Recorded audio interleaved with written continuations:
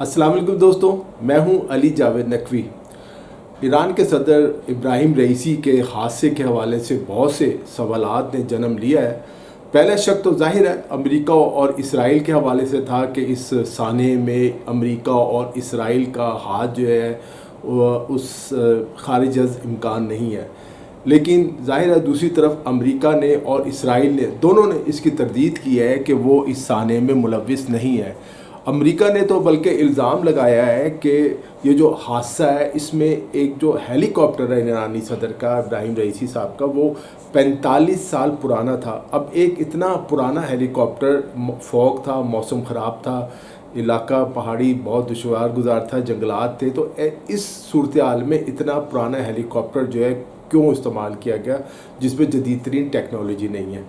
اس کی بہرحال بہت سی وجوہات ہیں۔ ایران پر پابندیاں لگی ہوئی ہیں، ظاہر ہے وہ اس طرح جدید ہیلی کاپٹر اور طیارے اس کے پاس نہیں ہیں۔ اس کے ساتھ ہی امریکی ترجمان نے یہ بھی کہا کہ وہ ایران سے پابندیاں نہیں ہٹائیں گے، اور اسی بیان میں جو اس میں ایک اہم ایلیمنٹ یہ بھی تھا کہ جو اس وقت قائم مقام ایرانی صدر ہے، انہوں نے 28 جون کو ایرانی صدر کے انتخابات کرانے کا اعلان کیا۔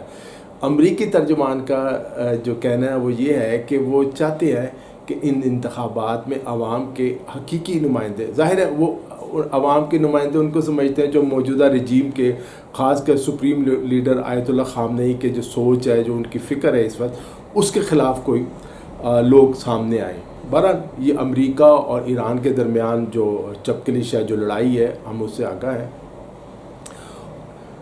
جو ہونا تھا ہو گیا۔ اب دیکھنا یہ ہے کہ اس سارے واقعے کے اس خطے کی صورتحال پر کیا اثرات مرتب ہوں گے۔ ایران نے اعلان کیا ہے کہ وہ حماس کی حمایت جو ہے، فلسطینیوں کی جو جدوجہد ہے اس کی بالکل حمایت جاری رکھے گا، اور مزاحمتی تحریکوں کو جتنی وہ مدد ہو سکی وہ کرتا رہے گا اسرائیل کے خلاف۔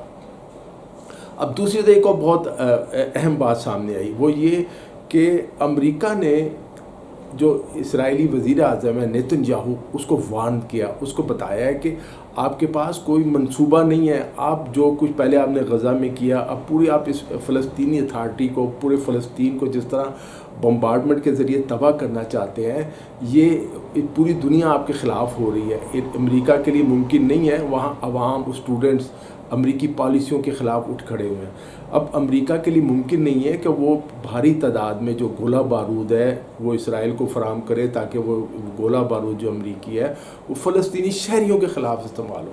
امریکہ نے واضح طور پر اسرائیل کو کہا ہے، اس امریکی حکام کا، امریکی وزیر خارجہ کا بھی یہ کہنا ہے کہ اسرائیل جو ہے اس کے پاس کوئی لائعمل، کوئی ٹھوس منصوبہ نہیں ہے۔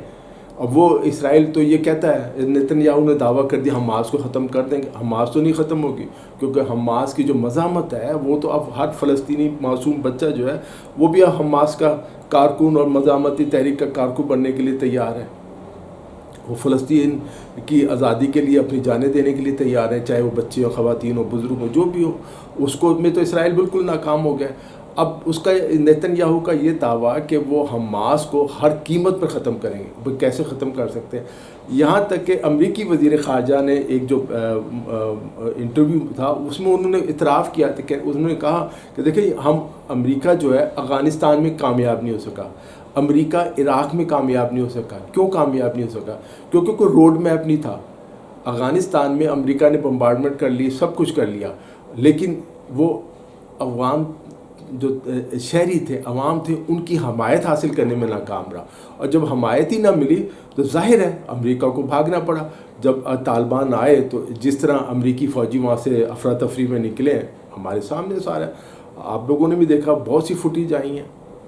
اب اسی طرح نیتن یاہو، اسرائیل جو ہے بمبارڈمنٹ کر لیا، آپ نے غزہ کو تباہ و برباد کر دیا، کھنڈرات بن گئے ہیں، ہزاروں بے گناہ لوگ جو ہیں وہ فلسطینی شہید ہو چکے ہیں۔ اب آپ کے پاس منصوبہ تو کوئی نہیں ہے۔ اب آپ کہتے ہیں حماس کو ہم نے ختم کرنا، حماس تو ختم نہیں ہوئی، حماس تو بھی موجود ہے۔ حماس اور جہاں جہاں اسرائیلی فوجی واپس جا رہے ہیں وہی کھنڈرات، وہ مزاحمتی علاقوں میں تبدیل ہو گئے ہیں۔ تو نتیجہ کیا نکلا؟ یہ مزاحمت تو چلتی رہے گی۔ امریکن جو ہیں اب وہ اسرائیل کو سمجھانے کی کوشش کر رہے ہیں کہ یہ جو آپ نیتن یاہو اسپیشل، اور اسرائیل کے اندر بھی نیتن یاہو کے خلاف بھی بہت زیادہ مزاحمت شروع ہو چکی ہے، اور وہ جو کچھ اسرائیلی جو دانشور ہیں، وہ یہودی، وہ سمجھتے ہیں کہ نیتن یاہو کی یہ جو پالیسی ہے غلط ہے، کہ آپ حماس کا نام لے کے عام فلسطینی شہریوں کو جس طرح قتل و غارت کر رہے ہیں، پوری دنیا میں آپ کے خلاف ایک نفرت پیدا ہو گئی ہے۔ پہلے صرف مسلم ممالک میں آپ کے خلاف مظاہرے ہوتے ہیں، پورے یورپ میں، امریکہ میں، یونیورسٹیوں میں اور NGOs، انسانی حقوق کی تنظیمیں، وہ اسرائیل کے خلاف میدان میں ہیں۔